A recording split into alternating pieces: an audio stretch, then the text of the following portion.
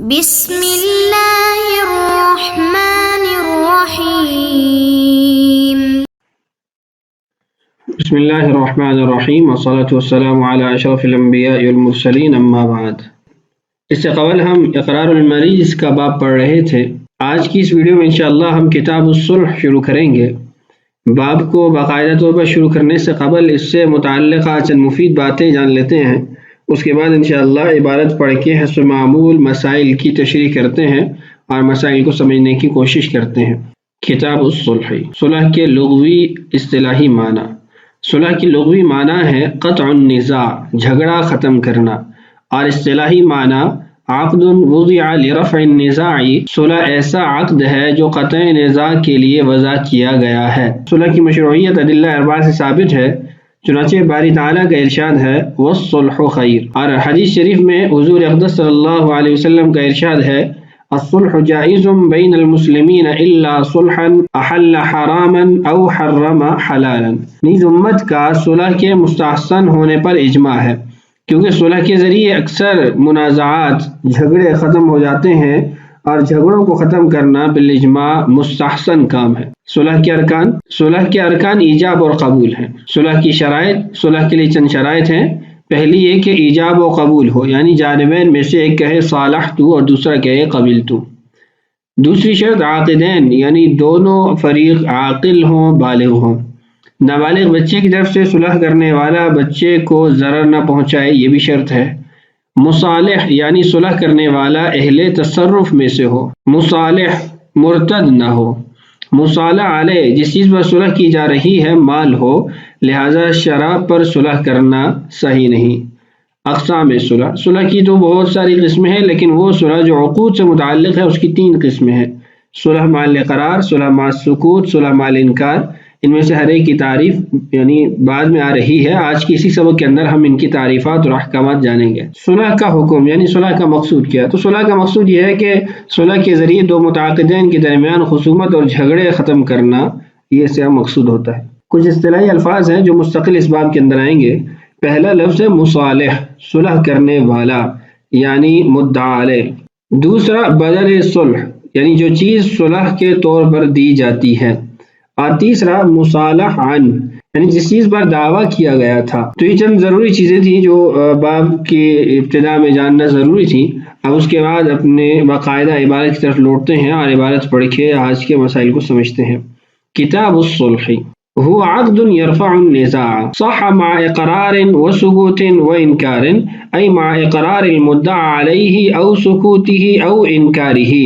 وعند الشافعي رحمه الله لا يصح الا في صورة الاقرار، فالاول كبيع ان وقع عن مال بمال فيجري فيه الشفعة والرد بعيب وخيار رؤية وشرط، سواء صلح عن دار أو على دار، فللشفيع الشفعة، ويثبت الرد بالخيارات الثلاثة لكل واحد من المدعي والمدعى عليه في بدل الصلح والمصالح عنه، وتفسده جهالة البدل، وما استحق من المدعى يرد المدعي حصته من العوض، وما استحق من البدل رجع بحصته من المدعى، وكإجارة إن وقع عن مال بمنفعة فشرط التوقيت فيه، فإن كان البدل منفعة يعلم بالتوقيت كالخدمة وسكن الدار، بخلاف ما إذا وقع الصلح عن المال على نقل هذا الشيء من هنا إلى ثمة، ويبطل بموت أحدهما في المدة۔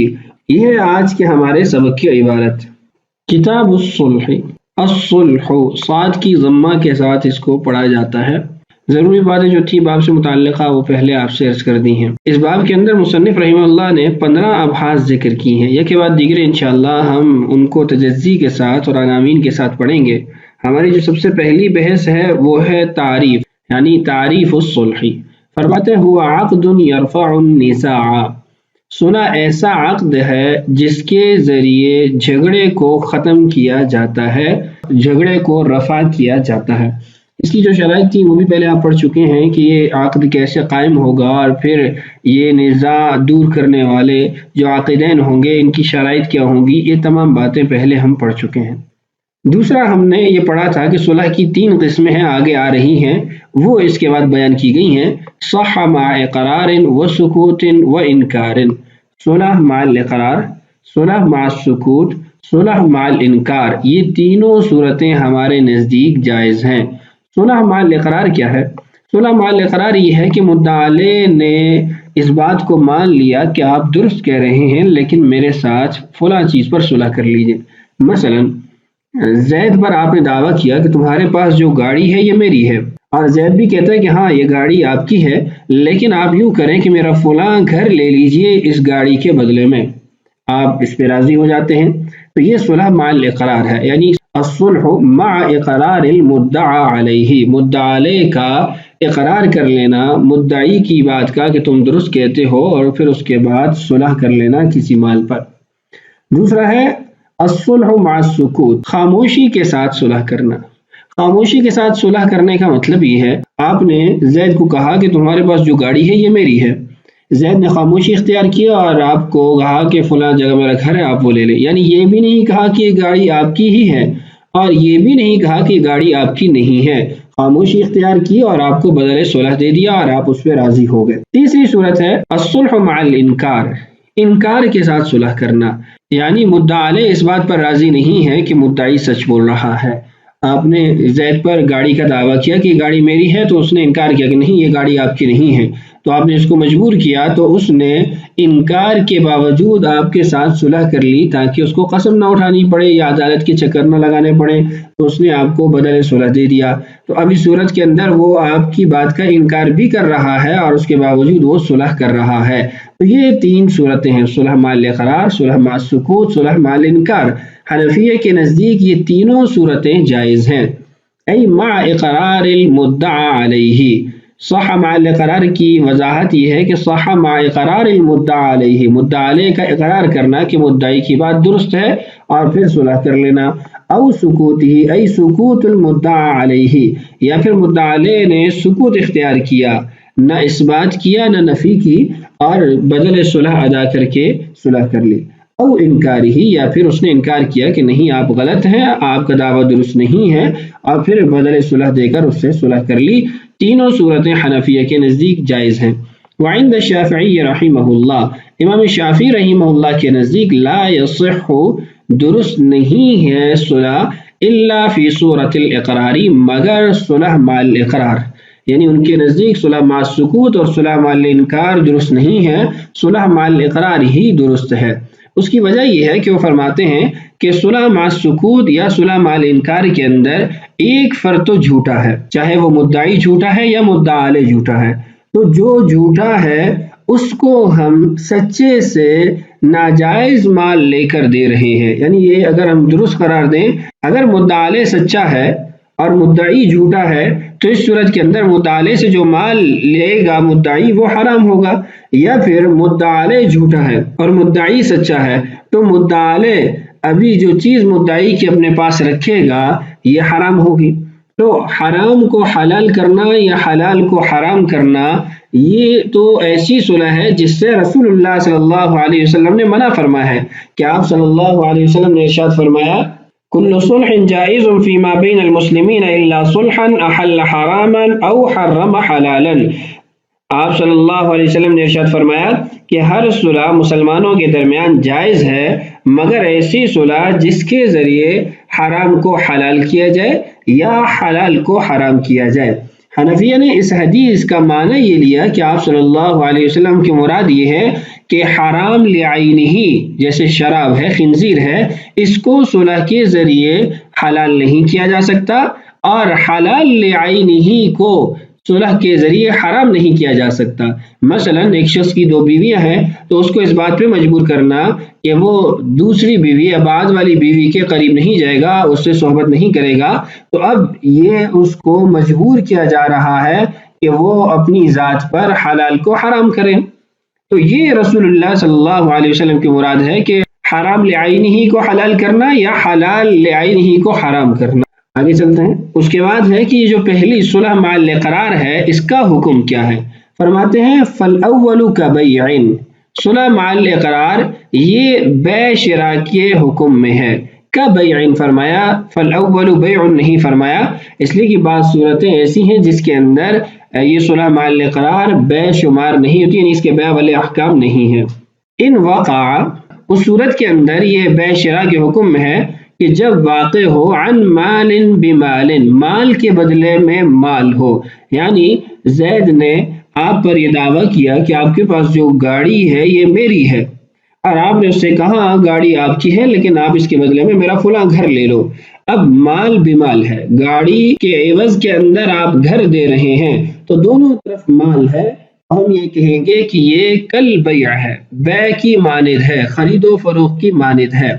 اب جب یہ بات طے ہوگی کہ صلح مع الاقرار جب مال بمال ہو، آگے اس کی وضاحت آئے گی کہ بعض اوقات مال بمنفعہ ہوتی ہے تو وہاں پر ہم اس کو اجارہ کے حکم میں لے جاتے ہیں، تو جب دونوں طرف مال ہو اور صلح مع الاقرار ہو تو ہم نے کہا کل بیع، یہ بیع کی طرح ہے۔ تو جب بیع کی طرح ہے تو بہت سارے بیع کے خرید و فروخت کے احکامات ثابت ہو جائیں گے، جس میں چند مثالیں یہاں پر مصنف رحمہ اللہ نے دی ہیں۔ پہلی مثال دی فیجری فیہ الشفاعۃ، کہ اگر وہ زمین ہے کسی ایک جانب بھی تو اس کے اندر شفاع ثابت ہو جائے گا۔ اسی مثال کو لے لیجئے کہ جب زید نے آپ پر یہ دعویٰ کیا کہ یہ گاڑی جو آپ کے پاس ہے یہ میری ہے، تو آپ نے کہا ہاں گاڑی تمہاری ہے لیکن اس کے بدلے میں میرا مکان لے لو، تو اب جو مکان آپ اس کو دے رہے ہیں اس مکان کے اندر جو اس کے قریب پڑوسی ہیں ان کو شفاع کا حق حاصل ہوگا، اس لیے کہ کل بیعی ہے۔ ایسے ہی اگر آپ کے پاس زمین ہے اور زمین پر اس نے دعویٰ کیا، آپ نے بدلے میں گاڑی دی، تو اس زمین کے اندر بھی شفاع ہو سکتا ہے۔ ایسے ہی والرد بعیب وخیار رؤیت وشرط، عیب کی وجہ سے، خیار رؤیت کی وجہ سے اور خیر شرط کی وجہ سے واپس کرنے کا بھی اختیار حاصل ہوگا۔ آگے وضاحت ہے اسی میں دیکھیے، سواء صلح عن دار او علی دار، چاہے دار کے ذریعے صلح کی گئی یا دار پر صلح کی گئی، دونوں صورتوں کے اندر فللشفیع الشفاعۃ، شفاع کا حق حاصل ہوگا پڑوسی کو یا جو بھی شفاع کا حقدار ہوگا اس کو۔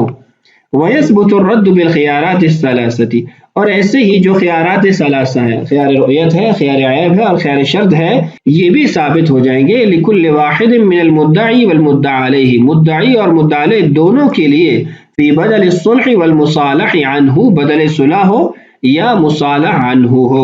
بدل صلح یہ مدعا علیہ کی طرف سے ہوگا اور مصالح عنہ یہ مدعی کی طرف سے ہوگا، تو ان دونوں کے اندر اگر کوئی عیب نکل آتا ہے یا خیر رؤیت ثابت کرتے ہیں، خیر رؤیت انہوں نے رکھا یا خیر شرط رکھا، تو یہ درست ہوگا، ان کو یہ اختیارات حاصل ہو جائیں گے۔ کیوں؟ لأنه كالبيع، کہ یہ جو صلح ہے یہ بیع کی طرح ہے۔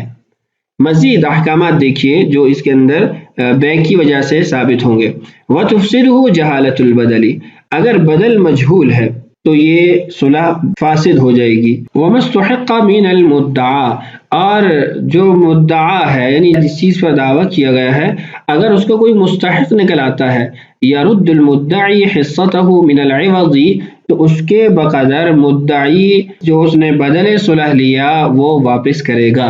یعنی زید نے آپ پر دعویٰ کیا کہ آپ کے پاس جو گھر ہے یہ میرا ہے، آپ نے اس کو صلح کے بدلے میں 10 لاکھ روپیہ دے دیا۔ اب بعد میں اس گھر کے اندر ایک مستحق ثابت ہو گیا کہ آدھا گھر تو میرا ہے، تو اب جس نے آپ پر یہ دعویٰ کیا تھا کہ یہ گھر میرا ہے وہ آپ کو آدھی قیمت یعنی 5 لاکھ روپیہ واپس کرے گا۔ وَمَسْتُحِقَّ مِنَ الْبَدَلِ رَجَعَ بِحِصَّتِهِ مِنَ الْمُدَّعَى، اور اگر بدل صلح کے اندر کوئی مستحق ثابت ہو جاتا ہے تو اس صورت کے اندر مدعی وہ مدعا کے اندر یعنی جس پر صلح ہوئی مصالح عنہ اس میں سے اتنا حصہ لے لے گا۔ مثلا زید نے آپ پر یہ دعویٰ کیا کہ جس گھر میں آپ رہتے ہیں یہ گھر میرا ہے، آپ نے اس سے صلح کر لی اور صلح کے اندر اس کو 10 مرلے زمین دے دی۔ اب 10 مرلے زمین جب آپ نے اس کو دے دی تو اس میں سے 5 مرلہ زمین کے اندر کوئی مستحق ثابت ہو جاتا ہے تو بدل صلح میں مستحق ثابت ہو گیا، تو اب جب مستحق اس 5 مرلے کو لے لے گا تو یہ مدعی آپ کے ساتھ گھر میں شریک ہو جائے گا، آدھا گھر اس کا ہوگا۔ رجع بحصته من المدعا، تو مدعا یعنی جس چیز پر اس نے دعویٰ کیا تھا اس میں اس کا جو حصہ ہے وہ ثابت ہو جائے گا۔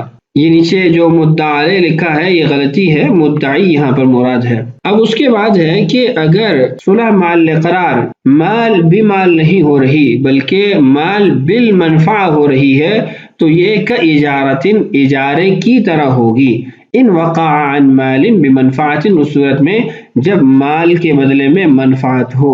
مثلا زید نے آپ پر دعویٰ کیا کہ یہ جو آپ کے پاس گاڑی ہے یہ میری ہے، آپ نے کہا ہاں گاڑی آپ کی ہے، لیکن یوں کرو کہ اس کے بدلے میں 2 سال تک یا 10 سال تک تمہاری دکان پہ کام کرتا ہوں، میں تمہیں اپنی خدمات دیتا ہوں، تو آپ اس پر راضی ہو گئے، تو اب یہاں پر مال کے بدلے میں منفعت ہے، تو ہم یہ کہیں گے کہ یہ جو صلح ہوئی ہے اس کی فقہی تکییف یا اس کی جو صورت قائم ہوئی ہے وہ اجارہ کی طرح یا اجارہ کی مانند قائم ہوئی ہے۔ فشرط التوقیت فیہ، اس کے اندر وہ شرط ہوگی جو اجارہ کے اندر ہے کہ وقت کو طے کر دیا جائے۔ ای ان کان البدل منفعتا، مطلب یہ ہے کہ جب بدل منفعت ہو، یعلم بالتوقیت، اور وہ وقت کے ذریعے طے ہو، کالخدمتی، جیسے خدمت ہے، یا وہ سکن الداری، گھر کی رہائش ہے، تو اس صورت کے اندر وقت کو طے کیا جائے گا۔ بخلاف ما اذا وقع، البتہ اگر یہ جو صلح واقع ہو رہی ہے یہ وقع الصلح عن المال على نقل هذا الشيء من هنا الى ثمتا، یہ جو صلح عن المال ہے یہ اس بات پر ہو رہی ہے کہ اس چیز کو یہاں سے فلاں جگہ منتقل کر دو، تو پھر اس کے اندر وقت کا بیان کرنا ضروری نہیں ہوگا، اس لیے کہ وہاں پر وقت کی بات ہی نہیں ہے، چیز کو ایک جگہ سے دوسری جگہ تک پہنچانے کا عقد ہے، تو اس لیے وہاں پر وقت کو بیان کرنے کا کوئی فائدہ نہیں ہے۔ آگے فرماتے ہیں وَيَبْطُلُ بِمَوْتِ أَحَدِهِمَا فِي الْمُدَّةِ، کہ یہ جو صلح عن المال بمنفعت ہوئی ہے یہ کسی ایک کے مرنے سے بھی باطل ہو جائے گی اگر مدت کے اندر کوئی ایک بھی مر جاتا ہے، اس لیے کہ اجارہ بھی وہ اگر عاقدین میں سے کوئی ایک مر جائے تو وہ باطل ہو جاتا ہے، تو یہ بھی کل اجارہ ہے تو یہ بھی باطل ہو جائے گی اگر عاقدین میں سے ایک شخص مر جاتا ہے۔ تو یہاں تک آج کی اس ویڈیو میں ہم پڑھ لیتے ہیں، بقیہ انشاءاللہ اگلی ویڈیو کے اندر پڑھیں گے۔ اللہ تعالیٰ سے دعا ہے اللہ تعالیٰ ہمارے لیے اسباق کی تکمیل آسان فرمائے، اللہ تعالیٰ ہم سب کا حامی و ناصر ہو۔ السلام علیکم ورحمۃ اللہ وبرکاتہ۔